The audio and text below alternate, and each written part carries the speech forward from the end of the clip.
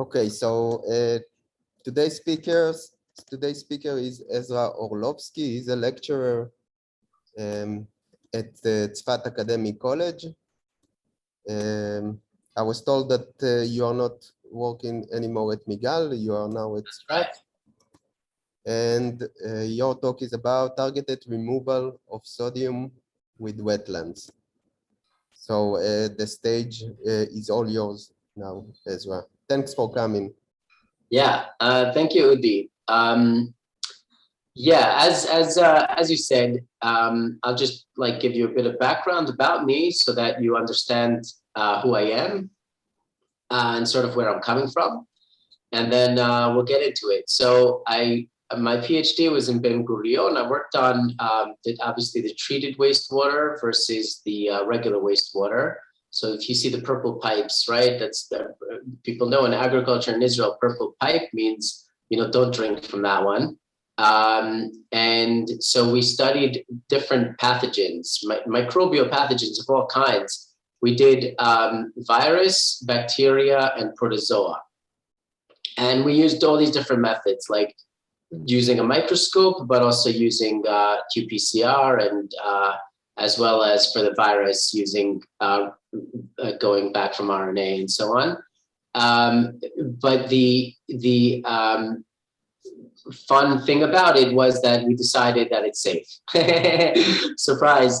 No, well, the thing is that we wanted to compare what are the actual level of pathogens to the indicators. It's just important to do that from time to time.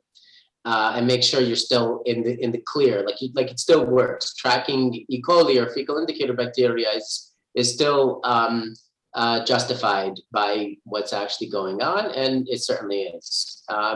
But there was a lot of learning along the way that I did, and that was great. And a few shitot that we also came up with for rapid testing of numerous things, even if they're dirty. Soil, water, air. Even we did use impingement and checked aerosolization. And then also we checked soil. We did a lot of different work on that. So how to get through a lot of samples quickly. And now after my PhD, I started working in wastewater treatment using natural means. And then eventually I started up my own thing, which is still starting, about using just different things, like whether it's natural, all basically trying to be sustainable, which less as little uses of energy. And there's still it's still an open book that I'm writing. Like I haven't, I'm learning from textbooks and so on, and it's just something I like to talk to people about. And sometimes people even pay me to hear my thoughts about sustainability. Okay, and then also, I actually just finished my second postdoc at Migal, but the first postdoc when I was doing this was on this phytoremediation of salt from dairy sewage. This was in Professor Igili Taor's lab. And if you don't know him, you should really get to know him, at least get to know his work, because he's phenomenal. I mean, it's just, I knew about him well before I even asked to be a postdoc in his lab.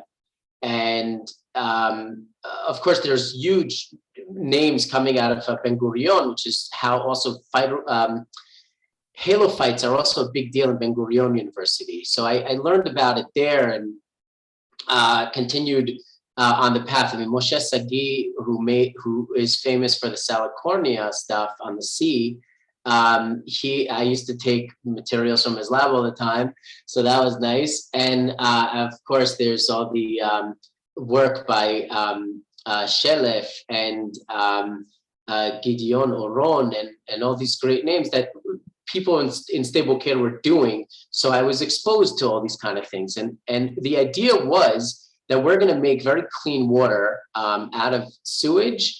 And we're going to do it to the point that could be used for agriculture. And Iggy was very concerned about the salt, and he wanted to do it with the wetland. And since I knew something about wetlands, we said, okay, Ezra will be in charge of making wetlands to take out sodium. And it's been done to a greater or lesser extent by different people, but there were two important ingredients we wanted to keep inside it. Okay.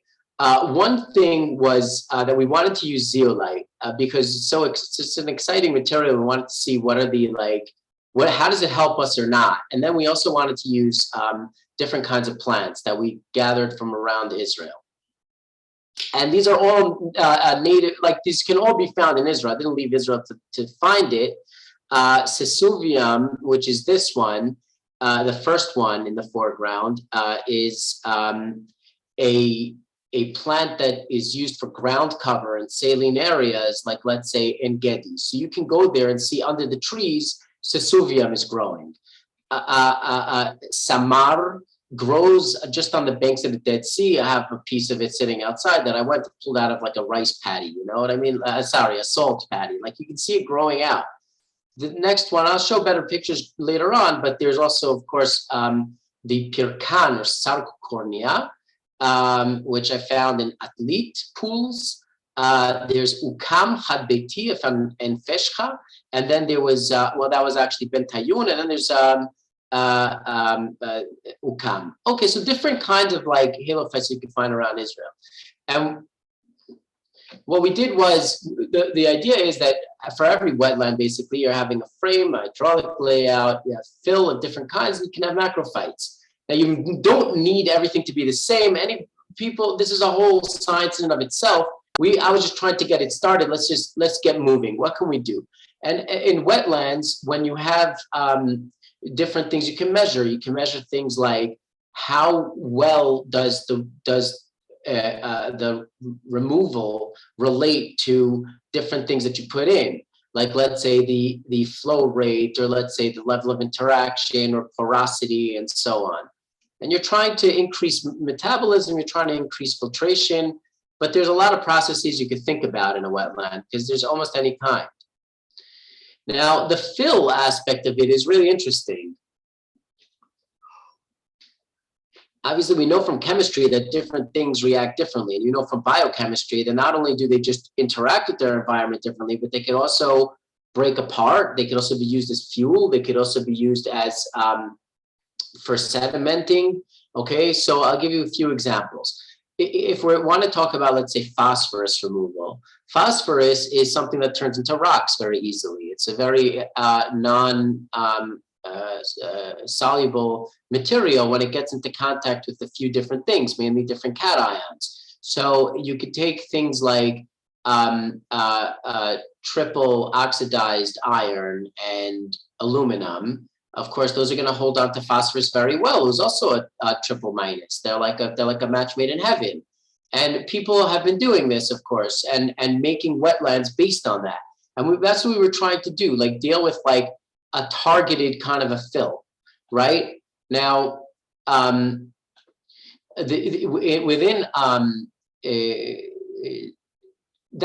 one kind of a process that the fill could use. The fill could do. It could bind pretty much irreversibly certain materials in the water that you're searching through it. And that's a lot of work that Iggy works on. Okay, in fact, I would say maybe it's like the primary work culminating of sort of decades of looking at dynamics of phosphorus in the environment also leads to what's the dynamics of phosphorus in wastewater. Okay, and then the ion exchange is a process where ions are being traded for other ions, and it's an infinite process in the sense that as long as your material doesn't break down, it'll keep on exchanging. But it could be considered it could be considered a finite process if you're looking at mass balance, because you reach an equilibrium state where your ion exchanger is no longer capable of trading with the environment in the way you want it to. Of course, you could reset that clock, and that's kind of what I'm going to talk about today. Really, is basically resetting the clock on a zeolite. And I didn't speak specific. I don't think I'm going to. Well, maybe I will explain what a zeolite is. But you could think of it as like a molecular cage. It's very similar to the way an enzyme is folded up, right? An enzyme is active because it's like folded in a three-dimensional way around, let's say, a particular metal. And because it's holding the metal in a particular way, it's making like exposure to certain particular types of targets. That's the way a lot of them work, you know? And a zeolite is kind of the same way. It has these very specific three-dimensional structures. And in fact, it even works as a mineral enzyme. There are types of zeolite. Zeolite is just a mineral structure category. And it has to do with hexagonal cages of charged particles pointing towards the inside of that cage. There's many kinds. The one we used was a clinoptilolite zeolite, which is it's a kind of clay, and it's found around the world, and among others in Turkey, which is where our supply was from. But you can make things like this artificially. Let's say this is an interesting material coming out of China. It's called artificial foundry sand. And it's basically, you take all these like leftover metal shavings that no one, like imagine like slag, but this is like nice pieces, aggregate. But they also have just like crud. And then you take it and you make these like kind of like expanded beads out of it. So that's a really interesting material with very high porosity because they expand it as well. And that can be used for things. Now, also, of course, when people make wetlands, they might want to include some type of just rich carbon that they can use for maintaining anaerobic activity without actually introducing oxygen. So there's this funding organization, Brigade, was really what it was all about. And let's try to make, I mean, maybe I like was a little mafreeze like in how I described it. But like the idea is to make a sodium removal wetland. I described to myself, it's self-sustaining, meaning it should last a long time. So I didn't want, let's say, if I'm using the zeolite, which I knew has a finite life, I want to be able to interact it in such a way with a plant that I'm going to somehow regenerate it and keep the life longer so I don't have to replace it maybe ever. I don't know. I mean, but this was the idea. As you can see, it's very like, I went straight in a way to the field and we did lab experiments, but Iggy had agreed to do a field project, and then I lovingly accepted that task because it's so much fun to build a system like this, because that's a big deal, you know. So we have a performance indicator, and along the way, of course, we're just going to treat the dairy farm wastewater so well. So okay, so yeah, good. I'm glad I put this in. We're talking about like my halophyte candidates. As you can see, like Simon Cherno-Ivanov, he now grows, I believe he's in charge of like the mushroom growing operations in somewhere up in the Galilea Lyon.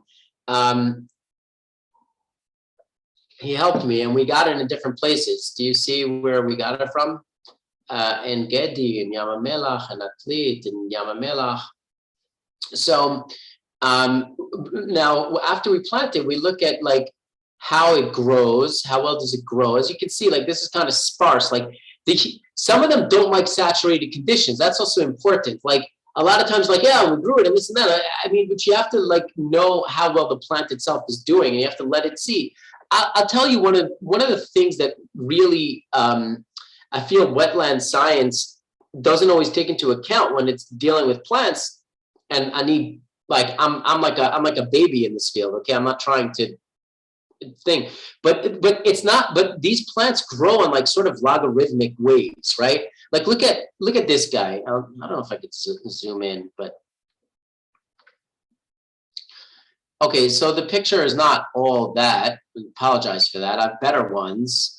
But the point of the matter is that you can see that there's new growth and old growth, and they grow out of each other also. There's like these, when the nodes, so like if something doesn't do well for a year, it's not crazy to assume that maybe it needs 2 years. You know, if it's a slow growing plant, once you have sufficient mass, there might be something really interesting with that. But in the span of our work, we first decided, let's see who has the most milligram per gram dry weight of sodium. As you can see clearly, Suvium did really well. The Monocat, Juncus, doesn't uptake any salt, which is like known. And then Sarcocornia, which is the the perennial version of salicornia, which people may be more familiar with, is of course very high salt, and also as well this Sueda monoica, which is a kind of it's a perennial form of this group, which includes like ones you make soap out of in the olden times, or maybe people do it nowadays. So it turns black, very black, and all that ash has a lot of mineral. And then when you wash it with water, you get a base, and then that's how people would clean their clothes. They do it with almost all of these. Got also this one, of course. Whoops, let me go back into presentation mode. Got a little ahead of myself. Hold on. Oh, yeah, all right, fine. So we were making these like wetlands, which was fun. We made little boxes so that we could have a high replication rate. And here I am rising up. All right, so here's what it looked like once we got things rolling. We made like a nice terrace kind of formation. In the background, you see aerated bioreactors. We set up some online sensors, but in the end of the day, it was easier for us to do. We used it, of course, in tracer experiments and so on. But because we had to measure more things as well, we had a lot of lab work to do as well. And you can see more or less like how it was set up. We experimented a little bit with the setup. The first thing that we were scared of is that we were going to clog the system, because that's a very big problem with wetlands, especially the subsurface kind that is filled. So we first experimented with this like horizontal typical kind of fashion where the zeolite is the top, and tuff, which is very porous material, this is the size of the grain, 4 to 20 millimeter, was just on bottom. So it had a nice, easy flow through. And after we realized that we weren't clogging because the aerated bioreactors were doing such a good job, as well as the coagulation flocculation treatment we used to do, I'll just speak about it in a second. So then we switched it to a little kind of like area of like easy hydraulics, and then all the zeolite interaction, and then again easy hydraulics. And this was handled in 2 separate years. First was Simon. Let's see how the plants do, who likes this kind of water, who doesn't, no clogging issues, but not necessarily the biggest effect of the zeolite. And then Asi, we said, hey, let's now do this more in depth. Let's take the best ones, just provide them a lot of interaction with zeolite, and then see what happens to the water. So I'll tell like sort of the end of the story first, which was what does the water look like going through the stages? So this is the raw wastewater. I mean, the raw, like, you know, in the pit of the dairy sewage. It could be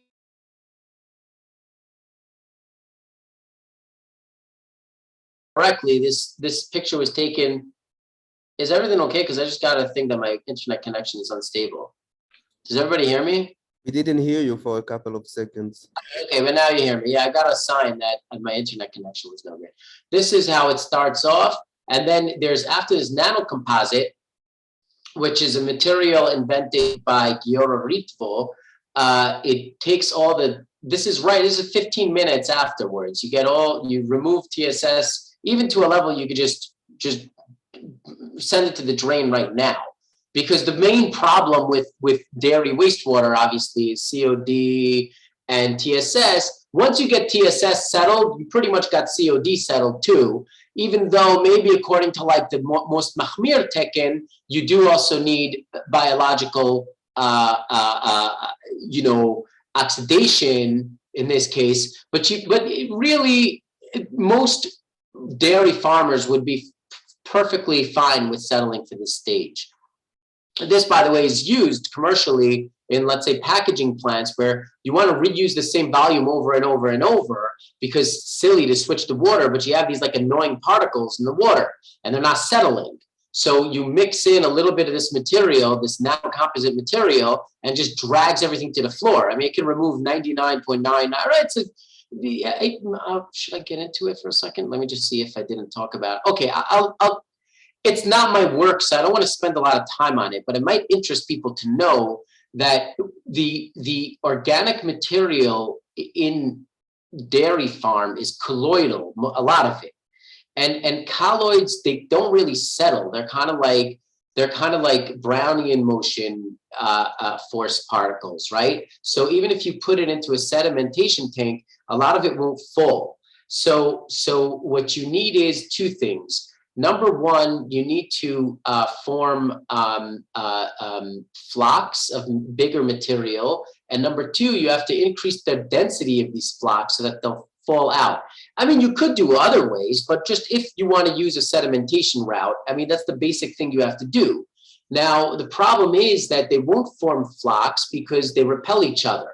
So what you have to do is you have to kind of neutralize the net kind of charges on these little polymers, and their charge is basically negative. So you want to add in something positively charged.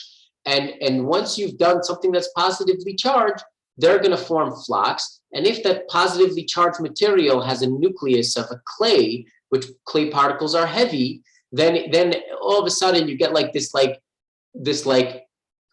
banding together of material. But once they're banded, their density goes up because they have little pieces of clay stuck to them, and then boom, they settle. That's in a nutshell the patent that Giora Ritvo wrote for this process. As you can see, it works pretty well. You could work even better than this, by the way, but we're in the field and we can't be so well calibrated in every single process because it was unnecessary. Because by the time we got it into the aerated cells that Iggy had put together for previous work, then this basically is very well treated. And then this is on the outlet of my wetlands, as you see. I call it mine because I helped set it up. But the halophyte zeolite wetlands, it's really, really, really clean. And not only that, but now it's meeting SAR regulations. Okay. So the process was that we're looking at who's growing best. So on the first row, you see what it looked like in the 5th month of 2017, and then how did it look 2 months later? As you can see, some of them have very prolific growth. Sesuvium is very prolific growth. Juncus is very good. And sort of that's it. I mean, these two were the best growers. They were most well adapted to a saturated setting with slightly saline. It wasn't so saline. So that it might have been actually, these might have been saline deficient. Like they like it even saltier. But at any rate, you can if you look here on these bottom graphs, I have here just how much milligram per gram dry weight. So it's like 0. So this is 0.4% salt, sodium. That's not bad. This is nearly 0.5 and even 0.6%. That's crazy. Did I get that right, or is that 4% and 5%? At the end, it's a very, very high milligram per gram. 100 milligram per 100 gram per milligram would be okay. So I left off 1 0. It's 5%. This is 5% sodium, and this is and nearly 6% potassium. When you burn it, when you burn it down and take out all the material and just left with the ash. That's pretty crazy. Okay, but now how's the elements and salinity in the water? So I'll just direct you right down here to the SAR. There's some interesting stuff I'll show you in a second, but the SAR is the most important. Actually, right when the water first started out, at 5 we're gonna lay the regulation level. What VS refers to the screen, the beginning process, which is just vibrating screen where just a little straw was taken out. So the SAR was okay, but as you can see through the process, it kind of rises. One of the reasons why it rises could be that the polymer used in the sodium composite, in the nano composite, has in and of itself some sodium, but it's more like it has, it doesn't have, like it didn't affect it so greatly, but now I guess we're having also evaporation. And one other thing could be that like maybe some sodium is adsorbed into like it's just adsorbed onto organic compounds when you break them down, because that's what we did here. So SAR goes a little higher, but at any rate, you can see the wetland is really lower. It's really lower than all the rest of them. So it really pulls the SAR level down quite nicely. What else? The sodium level, you can't really, I put in milliequivalents, so I should have maybe zoomed in and left out outliers so you could see. But as you can see, the mean certainly is like nicely below the, or is that the median, is nicely below all the other medians displayed. As well, electrical conductivity was slightly improved, but not so much. So the overall total number of ions don't really change. That's not such a surprise, because we don't expect the number of ions to actually change between nanocomposite and here and the oxidative treatment. We're removing organic acids because we're using a flocculation treatment. So that's why, as you could also see as well, the pH rises as well a little. Now chlorides, since I'm using an open system which has some evaporative potential, there are times when the chloride levels get quite high because of evaporation. And that's also an operative issue. Like if you don't put in enough water to offset how much the plants are using in the summer, then you're going to get increase in chlorides. Because our plants can take up not only chloride, they can take up other anions, and you know, they might preferentially leave a chloride. Okay, so here's a mass balance. We've had a grand total of like 8% of the sodium went into the plants versus what went into the zeolite, because zeolite uses a lot, takes out a lot of the sodium. So, you know, when I saw this, I started also saying, listen, this really, we shouldn't be thinking, because people started telling me like, oh, just plant the plant on its own. Just don't use any fill, and just use the plant. The problem was that the plant uses water as much as it uses sodium. So you don't really you get a concentration effect anyway. So what I realized is that maybe this zeolite should be used as like first wave of defense, and the plant should be used to kind of like help the zeolite out. Okay, and that's more or less what you see. All the plants, this is sodium in the water. And some, actually, really interestingly, the red line is our juncus. Okay, so let's take it from the top. We have an inlet, is the blue line. I'm sorry if people here can't see colors. I should have thought about that, but I didn't. So the inlet has its own line. But one thing that's very interesting is that juncus, which is a non-accumulator plant, it consistently raised the sodium level, which makes a lot of sense. It's a non-accumulator plant. It's growing quickly. It uses up a lot of water, so it's actually increasing the amount of sodium inside of the system. So, but every other plant acted fairly similarly, which meant, and they did have sodium removal relative to the inlet. As you can see, the blue line is like quite high here, and here the other lines are quite low, because that's the inlet. Now this effect was lost over time because there wasn't recharge. So we did it again, only this time we started being more careful about how are we going to mix up the zeolite and the plant.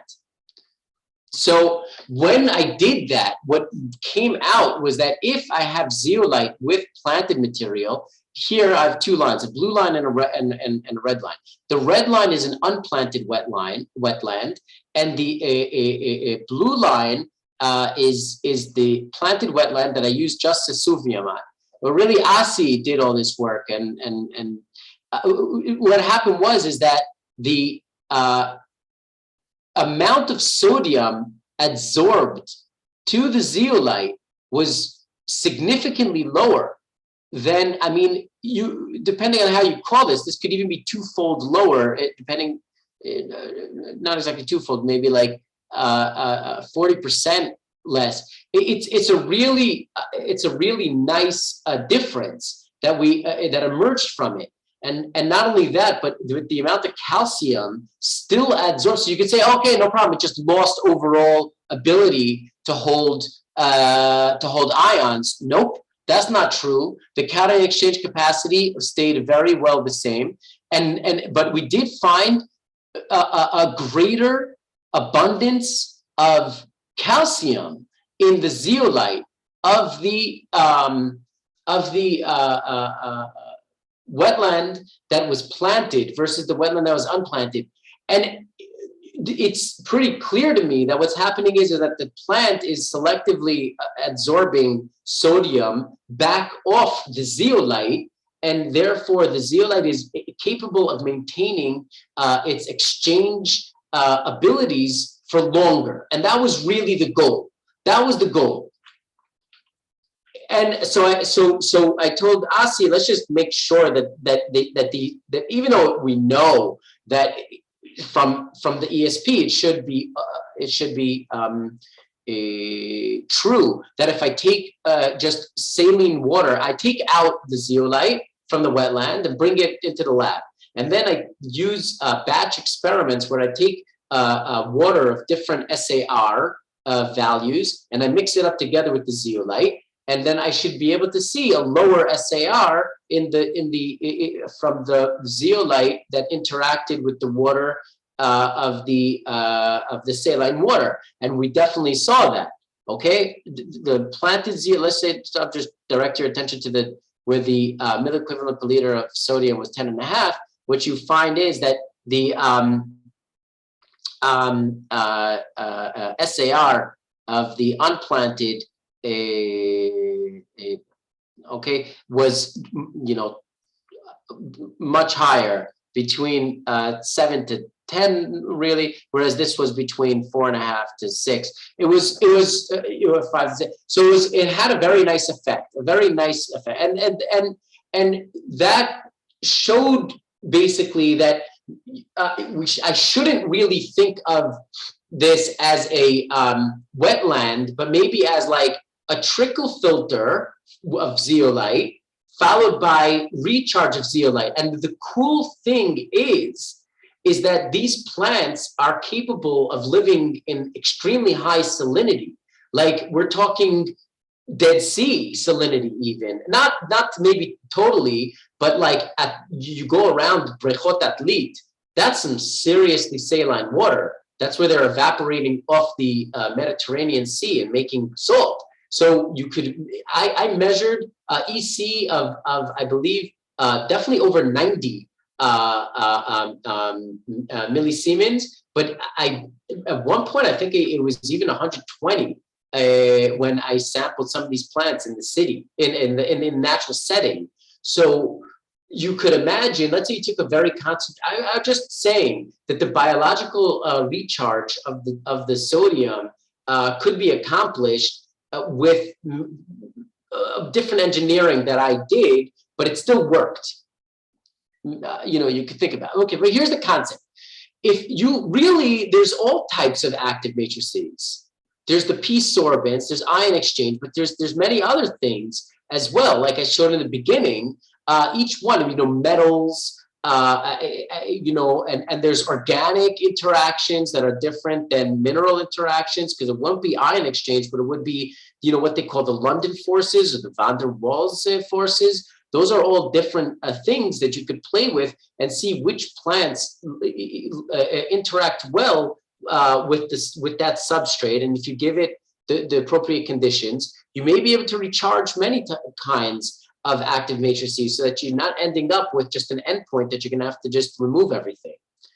Okay, that's mainly all of what I want to talk about. And I want to thank you. Iggy, of course, wouldn't you can't find him, but sometimes you can find his bike. I had helpers along the way. I think what are they doing? They're putting Teflon on the, my bad. They're putting the Teflon on the pipes. Asi did the work in year 2. Simon did the work in year 1. And Ido, who very tragically and painfully took his own life, was going to be working on modeling some of the data that was coming out. So that hurt. He's on the paper. And now I'll just go back.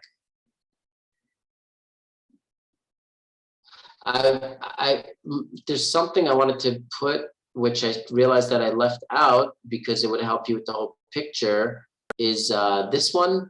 So I'll just leave it on this one so we can talk about the setting, the whole overall system. Okay, I'll just go over it quickly and then turn the floor over to questions, I guess. I feel like I've been talking for enough time. Here's the feed from the farm. We just have a vibrating screen. And now it goes into reaction tank where we have this nanocomposite mixture that causes all the material transferred to here, and you can get sludge. Now I would change this now for anaerobic digestion. You might as well, because that's a valuable material. That's a valuable service we just did. Taking those solids out. I mean, people make money from this stuff. Biogas is 50% methane. Then this COD, and thank you, Deborah, for refocusing me on that. I mean, we speak about that all the time in Roi's lab where I work. I guess Udi didn't mention it, but I'm working with Roi and his fabulous group on treating agricultural residues. And so, there's this fun group of waste management people, and that's a lot of fun with Yael and all those. Okay, so now COD over here has fallen by like half, okay? And TSS is quite low. But the problem is that it's dissolved COD. Now, Iggy invented a new thing, which right now they wrote a patent on it, as I understand, that extracting phosphorus from that clarified water. So this was like the first paper in the series, but they ended up publishing a lot of material on this. And this is work by Iris Zohar. So very quickly, they take residuals from water treatment, which, like, let's say for desalination, they got to get all that junk out of the water before putting it through reverse osmosis membranes. So they use a lot of like iron, and in the drinking water industry, also aluminum to settle things, just like we do, except they don't need to use also, maybe they do, but it takes out a lot of junk, okay, when you use iron and aluminum like that, iron chloride and aluminum chloride.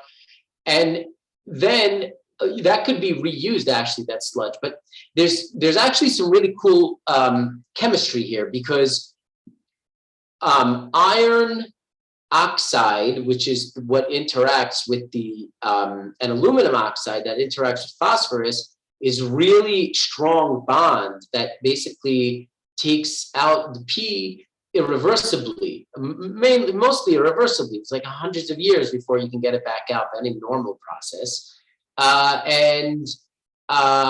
It's a very little equilibrium. It's not really a good crystal to easy for the plants to work with.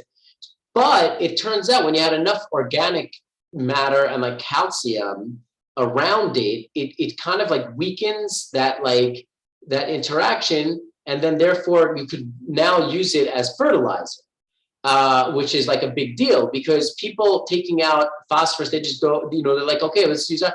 And they don't think about the fact that, okay, well, now that phosphorus is dead to the world, whereas phosphorus is a very important material, non-renewable resource. So that's like a whole cool thing that it wasn't my work, but is a very, it's nilveh, and I was glad to learn about it. And then here's the bacteriological aerated cells. These are really powerful, and they do not need a lot of retention time. I learned that the hard way because they clogged up.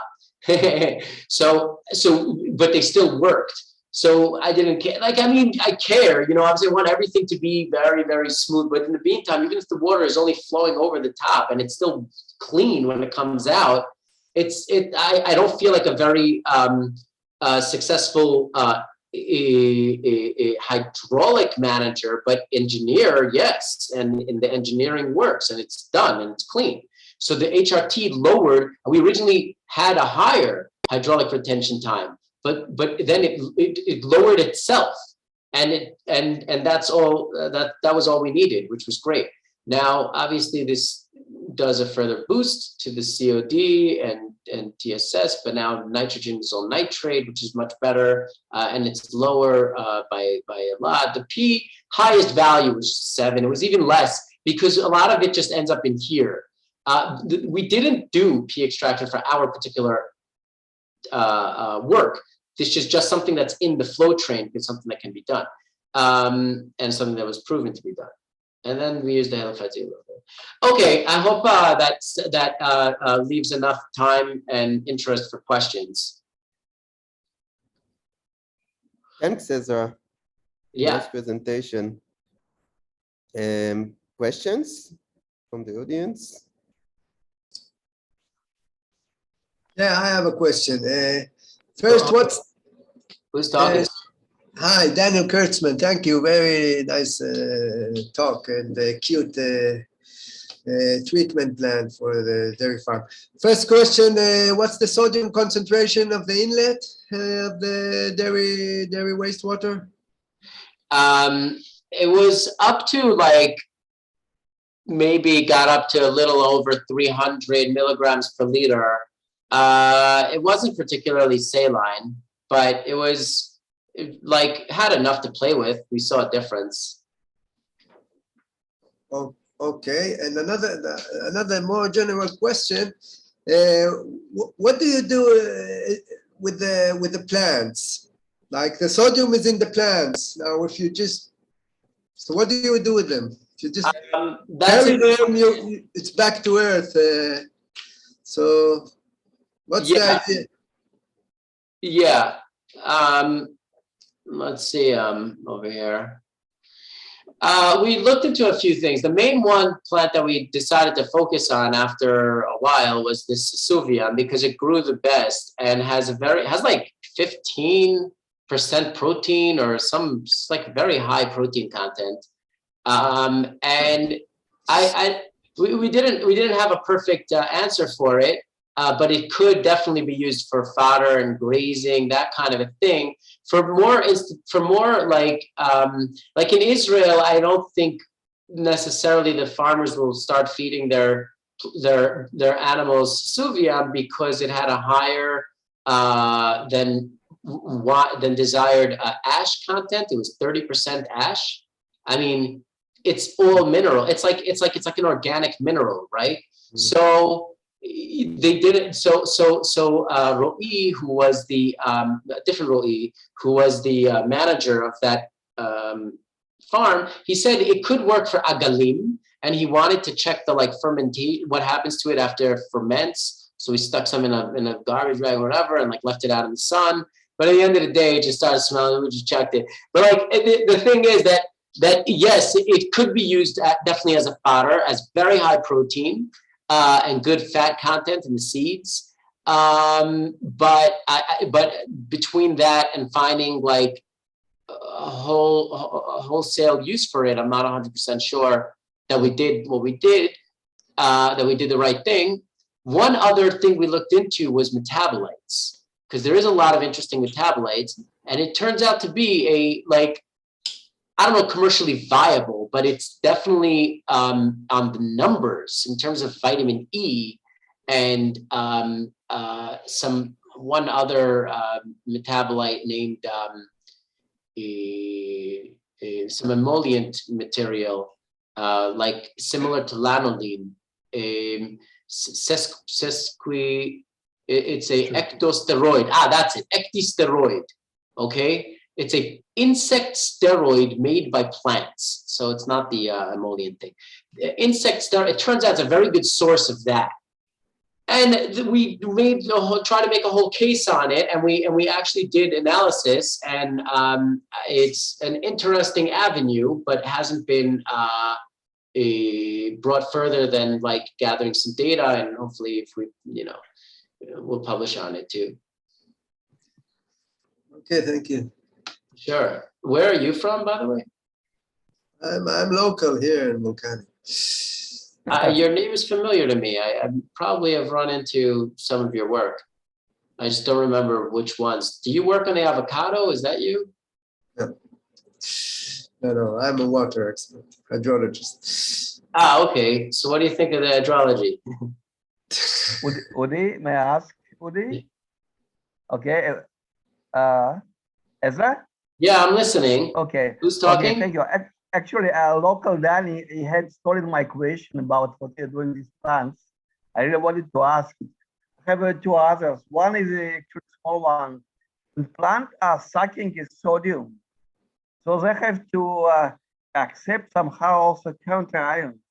I mean, does it mean that the plants also remove chloride and something else? What does work as a counter ion for sodium? How does it work? Now, if you take exactly. So we were very originally excited and possible about the idea of using it directly as like a sodium pump, and just remove sodium out of the water, and that's it, right? So we tried that, and we weren't getting the results we wanted. And then we sent samples of the plants also to to people who were from Wageningen University, who did an experiment in a greenhouse with trying to use it to remediate the leachate from growing tomatoes, and as well that didn't work so well because of the large volume of evapotranspiration. So, make a long story short, what I think is that it's definitely selectively taking up sodium and also potassium. The one I'm talking about, Susuvium portilocastrum. Okay, it takes up a nice amount of sodium as well potassium. So what can you do with that? If I understood your question correctly about counter ions, what you're basically saying is like, as long as you have other counter ions in the solution, then if the plant takes up sodium and potassium, it should replenish. Is that how your question was? Actually, close. I mean, if it takes sodium, it must either to take an ion from solution, an anion, yeah, or to release a cation. Okay. So how does a plant maintain electric neutrality? Okay, so yeah, it does. I mean, it has a lot of chloride in it.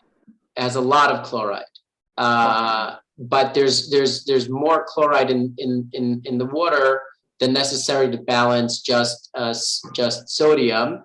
The total amount, I have data like this. It's just I didn't put it up with me. But yes, chloride is quite high. Also, it's not one for one. Given the choice, they would uptake nitrate, at least to a certain extent, more than chloride. But primarily, they're taking up chloride. Okay, thank you. Which didn't help for the overall chloride levels, because it still evaporates more water than it takes up chloride.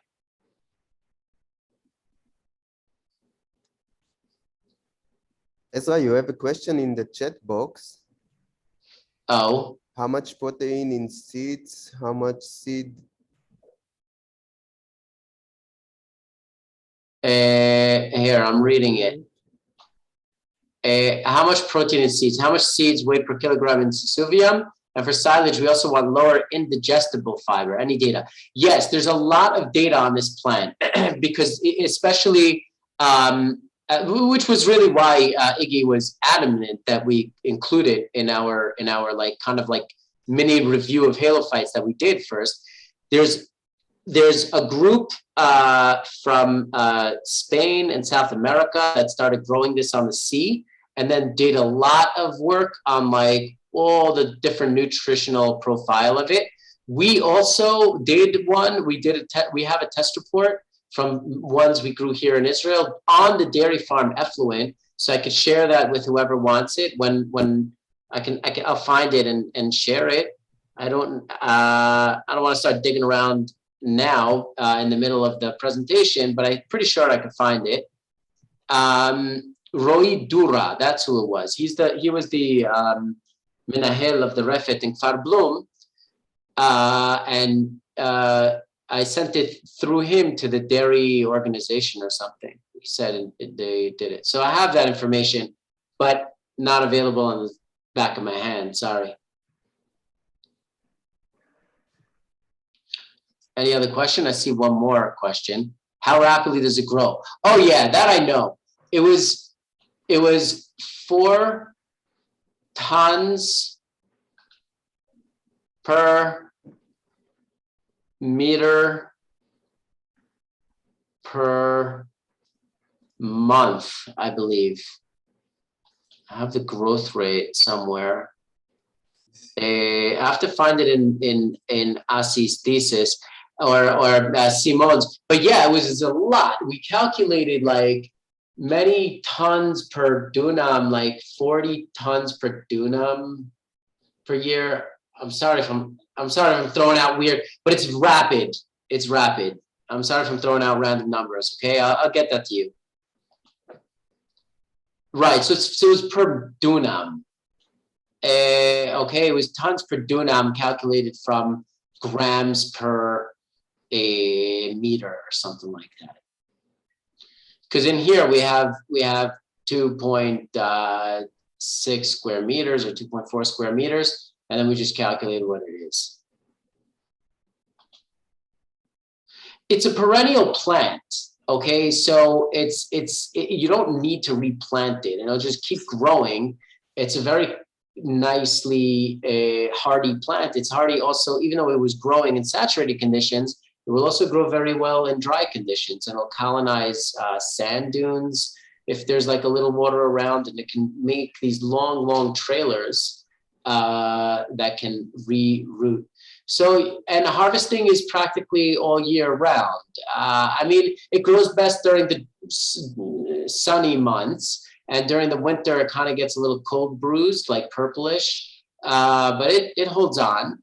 And then there doesn't seem to be like, it doesn't seem to be too affected by like pretty good trimmings. Like you can trim it down nicely once a month, once every month and a half, and it'll just pop right back.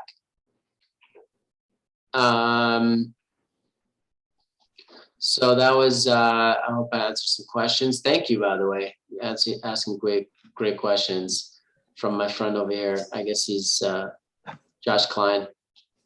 Thank you, Josh. I have one more question or comment, perhaps.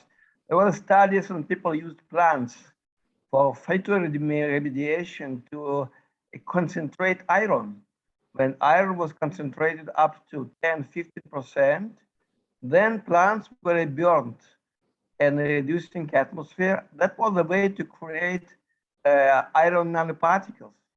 You know, you're just treating water and creating iron nanoparticles. So maybe you can use this approach to concentrate some other materials and extract them from the plants of concentrate. So phytoextraction is one of like the 5 processes that very famous paper, like I think it's like a 1998 paper by a fellow named, I want to say Salt, that's his name, but I don't recall if that's his actual name. There's so many places to take this. Extraction of ore, so to speak. I think the most promising plant in that regard was Phalaspi.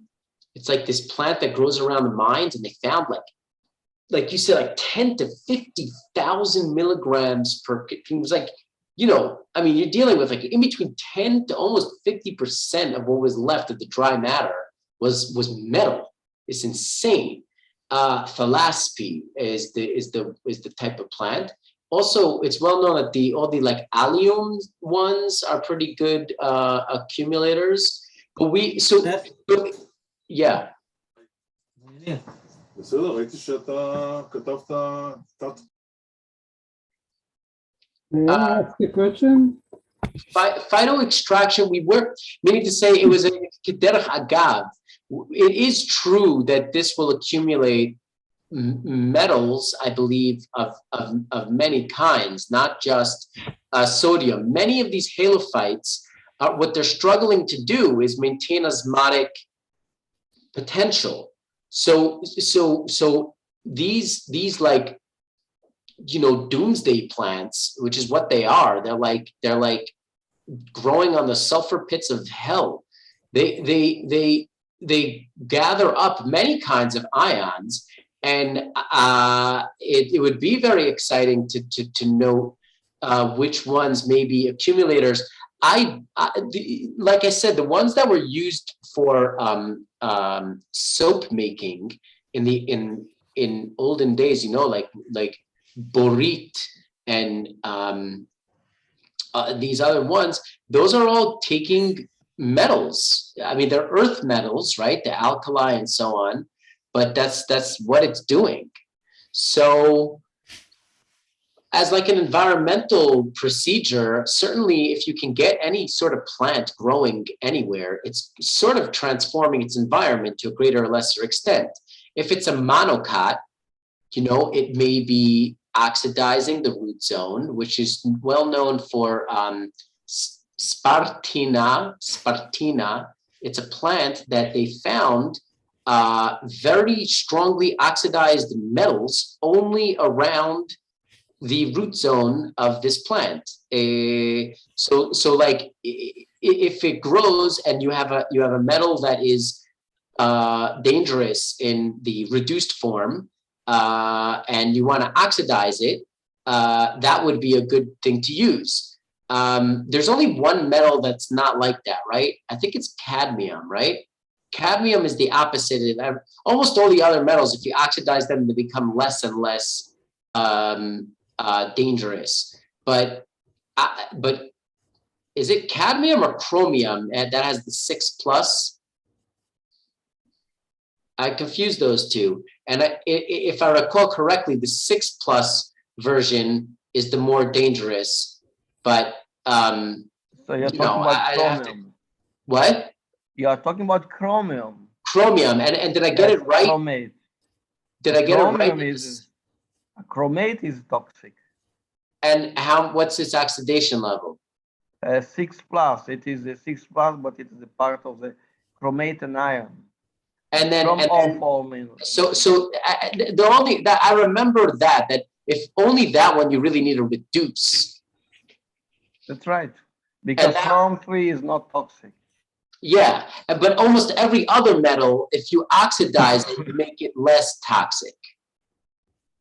I don't know. Well, it's just make it much less reactive, and once they become oxidated, they're dead to the world, mainly. You know, iron reacting with sulfur when iron is reduced will make sulfuric acid, but iron 3+ mixed with sulfur, you then have to reduce it back again in order to get it to do that again. So based on, I'm not 100% where I was going with this. I was just saying that the oxidation of metals in the root zone is also a very important thing, which is, let's say, something that Junkus could do. It won't uptake any metals, but it could provide a lot of good oxidation in the root zone.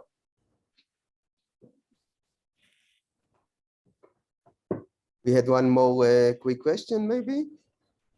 Yeah, I would like to say, first of all, thank you. The concentration of sodium removed in the plants is impressive. In some of your plants, 4.6% by weight. But you should keep in mind that you remove much more of the other elements. It's not targeted the removal of sodium. if you are looking at the water, you took out of the water more of the other elements. Yeah, I lost the screen thingy, so I can't really tell who's talking. So I apologize for that. I never know how to get it back on. So who is addressing me? Yeah. What is your name? Yosef. Yosef Felker. Yosef? Okay. Ah, okay, great. So, well, actually, water was a huge loss. Yes, we lose a lot of water. Obviously, we're growing plants, and they also have a very significant. They can have very significant transpiration rates, which is why one of my take-home lessons from this was that we should use the zeolite as a trickle filter and then recharge it biologically and not necessarily have it mixed into an open wetland system, just depending on whether you're water limited or not, or on what that would do.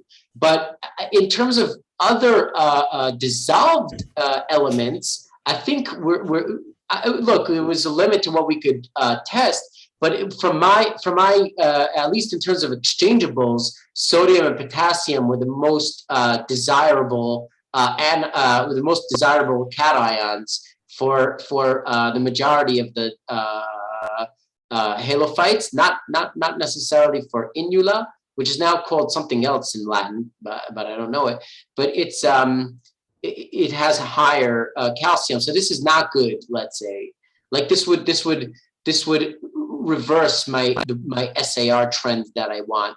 But I mean, all three of these, Sueda, Sarcocornea, and Sesuvium, took up significant amounts of sodium per gram, and Sesuvium as well took up a lot of potassium.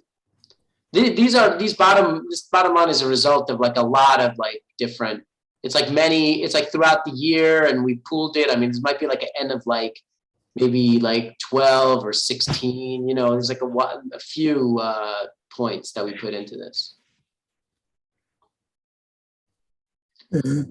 But yes, I agree with you that if it's just we're trying to like the water, yes, water is a factor, and therefore it's more like I think it's more of like a protective step for effluent water. You know, feed it through one of these kind of systems. It doesn't have to be zeolite, although I highly recommend it. It's beautiful material. If you do it through the zeolite, and every now and again, and it could be planted even, but you don't have to worry about a flow rate. You could do it on a fast flow rate because the zeolite interacts quickly with the water, like a half hour, and all the exchange process is in equilibrium. You don't need days for it. So you flow through quickly with your water, pause, you know, fill it up with like a you know, I don't know, but you could do, I would say, you know, calcium sulfate or something nice like that is desirable for you know, Epsom salt, magnesium sulfate, you know, together with the plant. The plant will take out the sodium again from the zeolite, and the other good ions rush in to take the place, and then you reset the clock. That was what, you know, my left off idea for this, and not as just necessarily like a that kind of wetland. Anyway, any other questions? It's getting a little late. I don't want to drag on your guys' time. Just if I may, a short question. Maybe go ahead. Yeah. Mentioned it before and I missed it. But you touched on the point of water use efficiency. Yes, I mean, for example, with the desalination, we know that it is about 90% and 10% remains as sort of the extra, the high salinity that one cannot use. So what would be here your water use efficiency? I think we were at around 70%. Like 30% of the water gets lost to the plant, like to evapotranspiration, but it could be much more. like on a hot day, you could just have no water coming out of the system, you know, and then like we would have had to either run, you know, make sure we got enough more water in, or it could use it all up. So it's a very dynamic thing depending on the outside conditions. And that's another reason why I'm really tried to focus more on reconditioning a matrix rather than, you know, using it like a phytoremediative technique for reconditioning a matrix, which could then be taken in different contexts and not just as a wetland. And by the way, I gotta say, it's an honor to speak to you. Welcome. I've read your book, The Treated Wastewater in Agriculture. Well, it's not my book. I merely edited it. So Excuse me, you merely edited. Moshe merely edited the Torah, you know. Whatever. Anyway, the point of the matter is, it's really nice, and yeah, a lot of ideas definitely come from digging around in that book. So that's a great help. And I hope I answered your question. yeah, thanks. Yes. Okay. Yeah, we are already almost 10 minutes after noon. So I would like to thank you again, Sure. Ezra, and Thank you. see you all next week. Okay. Thank you. Yeah, thank you all. And it's been a pleasure. And see you. Thank you. Thank Thank you, you. Ezra. Bye. Thank you very Thank you. much. Thanks.